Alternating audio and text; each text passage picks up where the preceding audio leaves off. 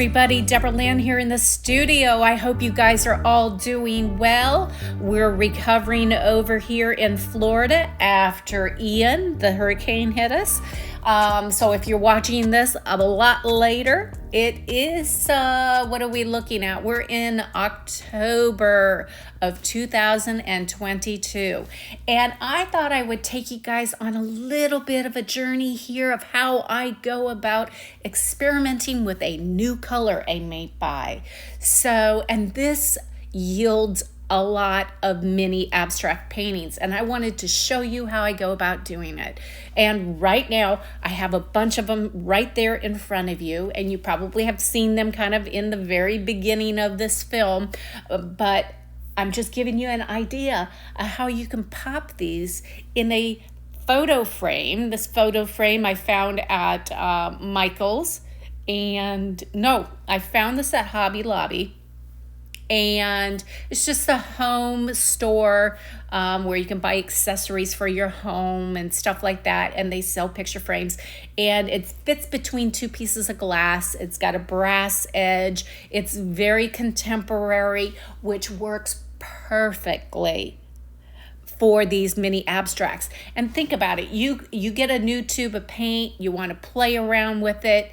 These are a great way to then pop those little mini paintings into a picture frame, put a few of them in your closet, and when somebody has a birthday, an anniversary, whatever it may be, or Christmas, whatever, they are fabulous little gifts, and they don't break the bank.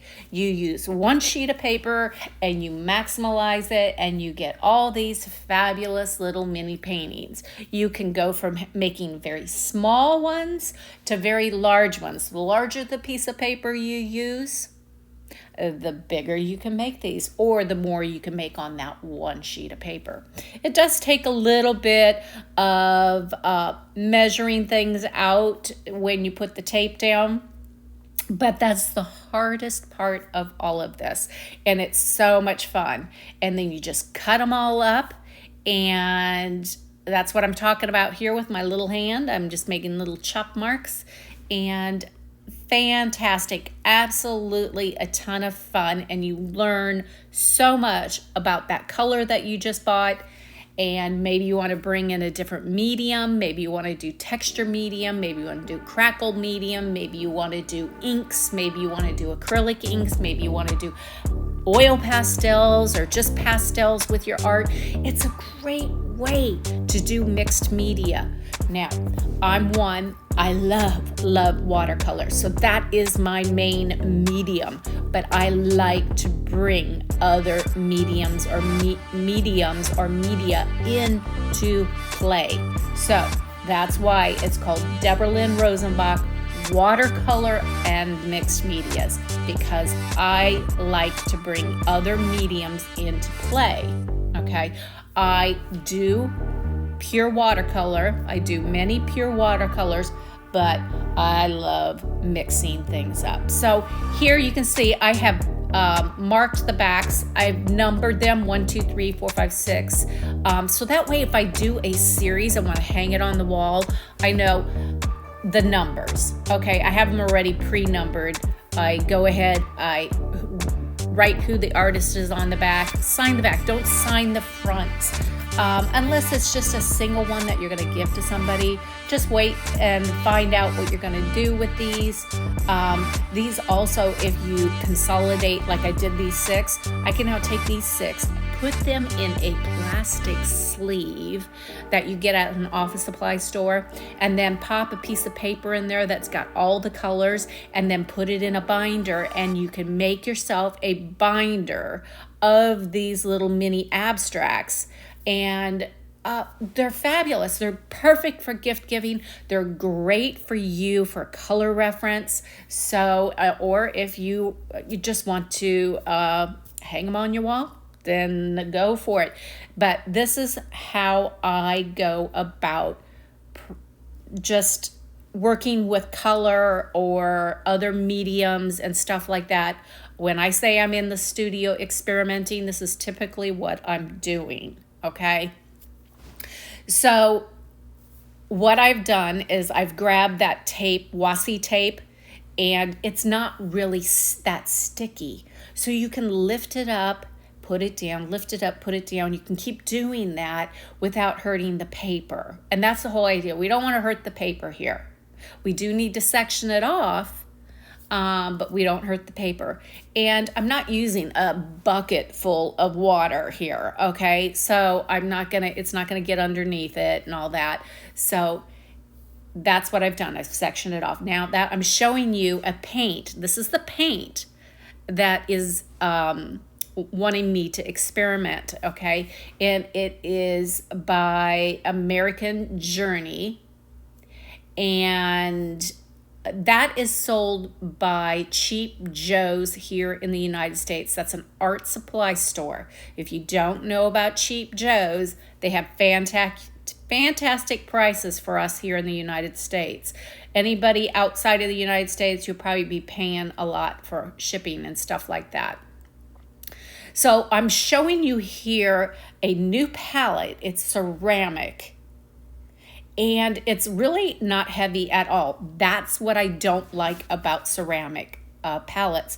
They're heavy and clunky, and you can't move them around. These are fabulous. The wells are super shallow.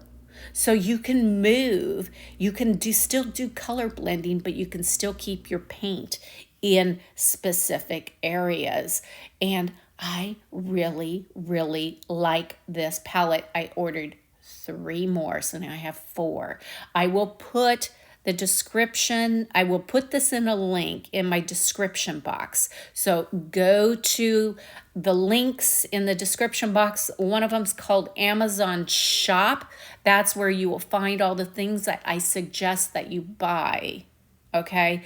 The other Amazon link is a registry. Some people feel like they want to thank me for my videos, and they will send me a small maybe art supply as a gift. You do not need to do that. I'm not asking you to do that, but if you feel you want to, that is there. But anyway, let's get into the content of how I go about experimenting, okay? So I have the color Hot Tamale. I want to know all about Hot Tamale. It's an iridescent, okay? I want to know how iridescent is this. I want to know the values that I can get out of it. What does it look like when it's light, a little bit lighter, and when I push the volume of the value and make it darker with more pigment, and I'm playing around with it, and I want to see how it intermingles, okay? Now, my main thing as an artist, I love doing loose flowers. So therefore, my experiments will be more like little color blooms, okay? Blooms, flower blooms. Maybe that's what I call this, color blooms. And I want to see how green, so I'll typically will put a green down when I'm doing these experiments, so I can kind of see, I can use different greens. What do I want to use? And see how it plays with the colors, and introduce other colors aside of the main color, which is the Hot Tamale. Isn't that a cool name? I love the American Journey lines because they do have names for some of their paints. So it's and here's the other thing about this paint. And I'm not sponsored. They're not paying me to say any of this, okay? I just was curious about their paint, and I wanted to look into it because I saw a few other artists were using it, and I'm like, you know what? I need to check this out. And I do get the Cheap Joe's catalog. If you don't have their catalog, go to their website and order their catalog. It's like this thick volume, and it's got so many art supplies in it that you might not even know about, and it's fabulous. So I'm falling in love with, I love Jerry's Artorama. I love Blick. I love Michael's. I love all these places. I love Hobby Lobby. I love all these places, but I've been kind of going to Cheap Joe's recently, and I'm really kind of digging on Cheap Joe's here right now. So kudos to Cheap Joe's for all their hard work and everything they're doing to put great content. They put actual content out. They do mini videos of art supplies and stuff. So look into it. Okay, so I've got green Apatite Genuine. This is a Daniel Smith paint. Absolutely fabulous. Now I'm going to go in. I've loaded up. I think this is a number 10 or 12 round. I think it's a Winsor and Newton. Or what am I? No, I'm using a silver black velvet. That's what I'm using. Silver black velvet. And I'm just making green stems. Okay. But as you can see, I'm kind of connecting all these rectangles. I want that if I wanted to hang this on a wall and do a series, they're connected. Okay. So part of doing this experiment thing also is being able to still connect them. So if you wanted to do a triptych and have a large sheet of watercolor paper and then put it in thirds, then, that color would flow from one section to the next. So that way when you frame it, it still is one piece, but they're, sectioned off and framed out separately. So that's what I have here. So this is on dry paper. I'm using 140 pound, the hot tamale's going down. I'm using 140 pound cold press. That is my main choice. Okay, I do move around a little bit and I use hot press a little bit, and I'm going to start getting into using a little bit more rough for my landscapes and give that a shot. I just invested in some Saunders Waterford, I hope I said that right, rough. So I'll be playing with that soon, but for right now, I'm putting these little mini abstract blooms down. We're doing the flower blooms, color flower blooms. I need to find a word that puts these all together.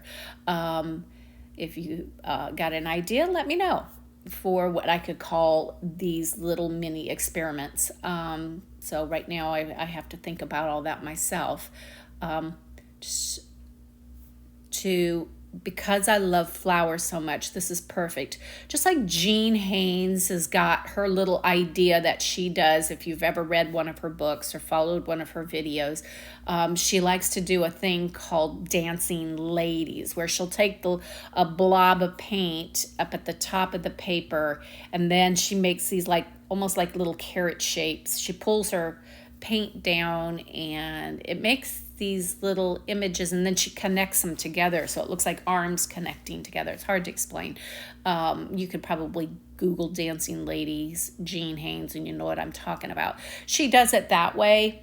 The only thing I don't like about that is there's this big concentration of a lot of paint at the top, and you can keep going back to those pieces of paper, but I wouldn't want a bunch of random pieces of paper with big blobs of paint on them. Although her idea is a fantastic little idea for her. But I love my flowers, so I'm doing these flower blooms. So this is my way of experimenting with color. And right now I've got my green Apatite Genuine down. I put some little blobs of the hot tamale, and the hot tamale, the values change from having it very dark to very light. I have then dropped in some Indian Yellow by Magello. So Magello's paints are very, very vibrant, very high concentrate color. I mean, I don't know how they achieve such saturation of pigment. Whatever, however they do it, they do a fabulous job. And if you paint with, you like to paint flowers, Magella paints are fantastic. But here's the thing about Magella. They don't granulate. For whatever reason, they don't granulate. Daniel Smith granulates. Another good granulating one that's very inexpensive is Van Gogh. They've got some nice granulating colors. Of course, you've got your Winsor and Newton. You've got all those lines, okay? The other one that doesn't granulate that I actually like using is this one. I'm putting in indigo right now. It's my favorite tube of indigo, and it's sold by, drum roll, Hobby Lobby. It is their premium, not the one in a little kit that you buy 20 paints in a little box. No. They're hanging separate. These are their premium because the other ones are chalky. These are their premium watercolors, and it's called Master's Touch. Their paints are they remind me a little bit like Magella. They don't have that, granulating. They don't do that. But a lot of my flowers, I don't want everything granulating. I really don't. I want them to granulate when I want them to. And I can do that certain ways by just adding a little bit of granulating colors. Or I'm going to show you how I am going to granulate this right here. I'm going to put in one more product here. Well, two more products are going to come into play, and you're going to see how I go about doing this. So I've retained a lot of white spaces. That's also very key when you're doing this, because you want to see how the colors are working with the paper, okay? And how the light is bouncing off of it. And you can see the translucency and where other paints might be a little bit more opaque and all of that. Study all of that when you are doing these, okay? Take in all that information. Right now I'm putting down, I think I'm just going in and just with some water, I think, and I'm just kind of blending things a little bit and making some little tendrils. And now I'm grabbing some inks, but I'm thinking, no, I don't want to, I'm looking at the color, and I had a bright blue there, and I didn't like that, and I have a plummy purple, and I don't like that. So I'm kind of studying that as I'm looking at the actual piece that's in front of me, and I'm finding that I don't like any of that. So I'm going to my drawer, and I'm going to grab another one, and this one is going to be sepia that's coming in. I'm going to bring in even more depth. I brought in depth with that indigo, and there is a little bit of granulating at the very bottom right. I see some granulation happening. So that indigo mixing with the green Apatite Genuine is creating a little bit of granulation. I think that green Apatite Genuine is helping it along a little bit here. But this is the FW Daler-Rowney acrylic ink. Not Bombay ink, not writing ink. This is acrylic ink.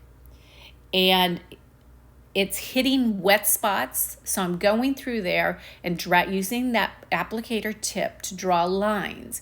Some of the lines are going to be a lot skinnier.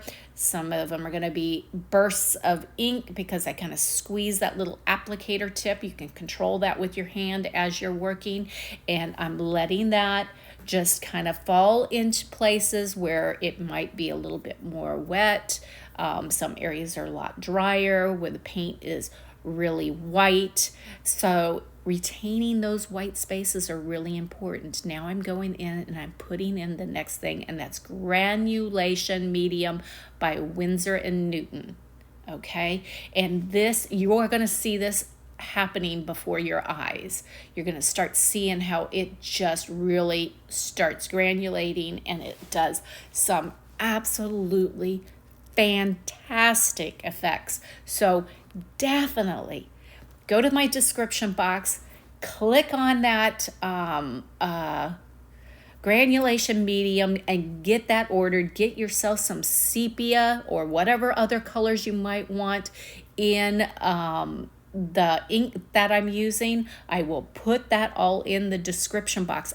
In that description box, again, you will go to the Amazon shop. Within that Amazon shop, you will go and you will find all the different, I've got different things like I'll have paper sectioned out, I'll have tools sectioned out, I'll have all that different stuff sectioned out. You just go into those sections and you'll find the things that I suggest. Now I'm just going in and I'm blotting. I'm picking up puddles of granulation medium. Maybe there's a little bit excess water still sitting there, because what I'm going to do next is I'm going to go in and I'm going to hit this with the blow dryer, and I'm going to be drying this, and I'm also going to be watching how things are flowing. I don't want the blow dryer to hit a puddle and it flows across the page, okay? And that's another effect. You can do that, and it'll just give it some cool tendrils.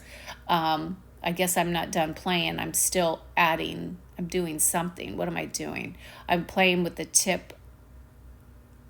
I think I had the paintbrush upside down there for 1 second, and then I flipped it back. So I'm still playing with that granulation medium. I'm just moving things around a little bit before I get that blow dryer out. And then still stick around because there's more coming up here. I'm going to be removing this tape. And when you pull that tape off, it really, really makes a huge difference. It looks so busy right now. Right now I'm just pointing out what's going on with the colors, how the green apatite is blending with the indigo, how the granulation medium is coming into play, how the Indian yellow with the hot tamale is creating a really pretty orange kind of color. So right now I'm studying all that. I'm taking that all in. And there's the granulation medium. That's what it looks like. Okay, and if you're a watercolorist, every watercolorist needs to have granulation medium. I'm sorry, but you do, because there are times when you need certain effects to happen, and this is your go-to. And like I said, if you want really, really, really cool granulation effects, then you have to get into mixed media and get that acrylic ink out and use it with your watercolor. Sometimes that's all we think. No, I'm going to stay in one lane, and I'm just going to do watercolor, only watercolor. I'm a purist, and some people want to be a purist, but I'm telling you, you're missing out. There's so much fun when you mix things up. So, and there's nothing wrong with being a mixed media artist, okay? There's plenty to go around. So now I'm just what I'm doing before I get the blow dryer out is I am going around that washi tape. I can never say it right. I'm just going in and picking up puddles of any pigment that is sitting on that tape, because the minute I hit it with some air, it's just gonna shoot across that paper and make marks that I may not want, because I like it just the way it is and I don't want to mess it up. So there goes the blow dryer. So I'm just going to hit this with a little air and get past that right now. Okay, so that's all over with. And now I'm just going to start picking up. See how easily this tape just comes up so easily. And plus it's cute when you're painting. It comes in all different kinds of patterns. And I think you can get a pack of washi tape for like $12, something like that. It won't break the bank. And if you're just using it to do these little experiments, you won't be using that much. And you can use painter's tape if you want. So this is what it looks like. And now you can see 1, 2, 3, 4, 5, 6. So then what I do is I'll flip the sheet over and I'll make sure that I put my numbers in order the way they need to be. So that way when I'm cutting them up, you know, I know and then sometimes I'll mark top at the top of each one. So I also know that that's the top and then I have it numbered. And now I'm just popping it off the block. I was using, did I mention that already? I was using Cheap Joe's Kilimanjaro cold press paper. This is a Cheap Joe's video. I probably need to hashtag Cheap Joe's on this one.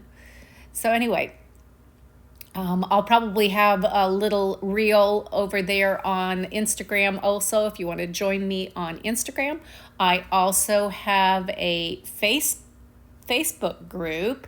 You don't have to pay to get into this group. Eventually, as I move forward, I'll be getting the website up and I'll be doing paid for tutorials. Some of you guys are asking for that. That'll all be coming here in the future when I can do that. It all takes time. It all takes money. And Rome wasn't built in a day. In the meantime, I make the content for you here on YouTube. Please join me over there in the group. We have a nice group. We're over 2,000 now. It's slowly growing. It's not growing as fast as I would like.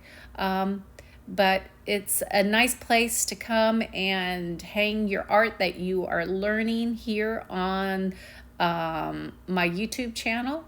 And I can go in and help you with those pieces if you have questions. So I'm just going in. I'll also put a link for this cutting machine. This I don't know what you call them. It's so nice. I love this thing. Sharp as can be too. As you can see, I'm moving that blade fast, and it doesn't skip or do anything weird. Sometimes it won't cut. Some of those that you pull the lever down, it doesn't cut right, or it shifts, or it does something weird. But this one is fantastic. I love it. Highly recommend it. And what's nice about it is it kind of folds up. And it doesn't take a lot of space up, because these things are pretty big, you know, when they're laying out. So this is what I created today on film, and also some other ones that I've created along the way here, playing with hot tamale. So all of these have hot tamale in them.